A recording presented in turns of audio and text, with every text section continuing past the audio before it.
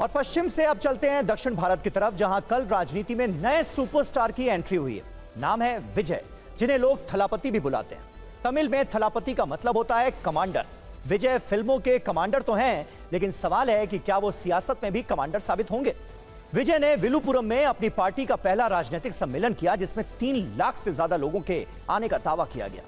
लाखों लोगों की भीड़ के सामने उन्होंने अपनी पार्टी टीवीके यानी तमिलगा वेट्री कजगम की विचारधारा और लक्ष्य की जानकारियां साझा की।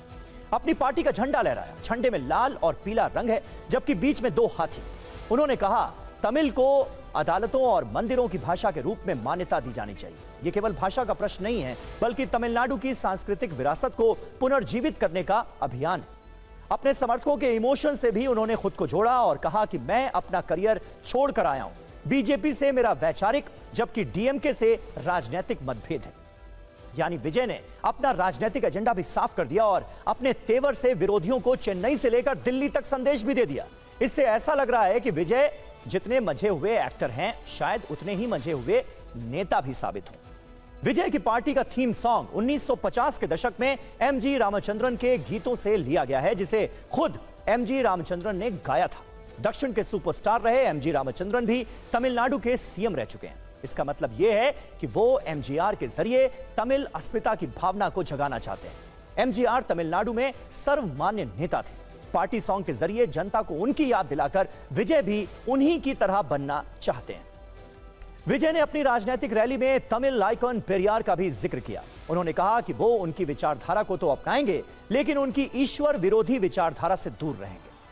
पेरियार ने द्रविड़ पहचान की वकालत करते हुए अलग द्रविड़ नाडु की मांग की थी। उन्होंने नास्तिकवाद का समर्थन किया और मूर्ति पूजा और कर्मकांड के खिलाफ रहे।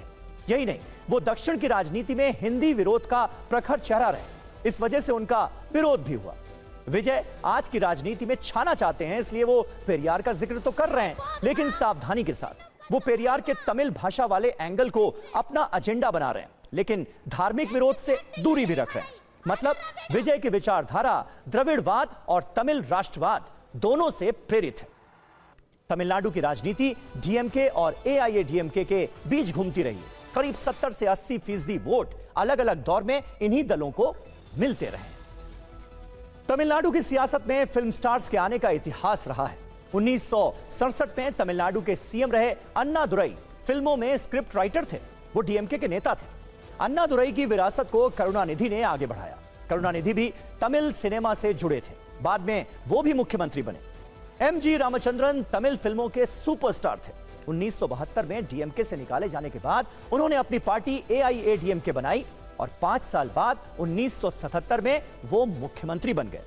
जयललिता भी फिल्मों की जानी मानी अभिनेत्री थी, जिन्होंने एमजीआर की राजनीतिक विरासत को मजबूती दी और 1991 में वो भी मुख्यमंत्री बनी। जयललिता के गुजर जाने के बाद से एआईएडीएमके की जमीन खिसकती चली गई और डीएमके सियासी तौर पर ताकतवर बनकर उभरी।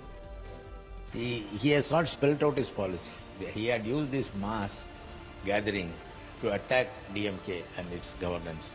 So I think he wants to take the share of ADMK votes.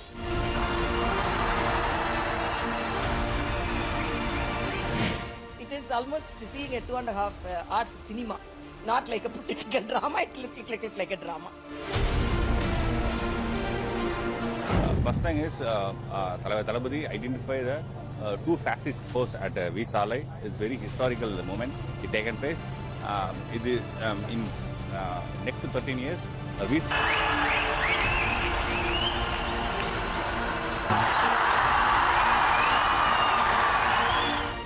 He has taken a leaf from every political party's ideologies and tried to give masalas and mix that will suit TVK. That's what his attempt is all about.